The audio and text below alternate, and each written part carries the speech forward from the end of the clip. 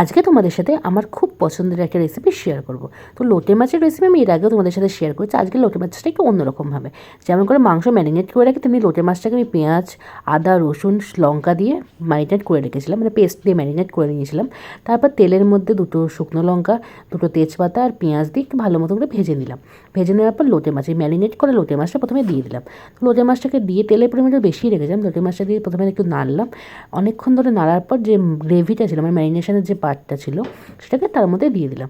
দিয়ে দেওয়ার পর দিয়ে দিলাম এখানে দুটো কাঁচা লঙ্কা, দুটো কাঁচা লঙ্কা ফাটিয়ে দিয়ে দিলাম।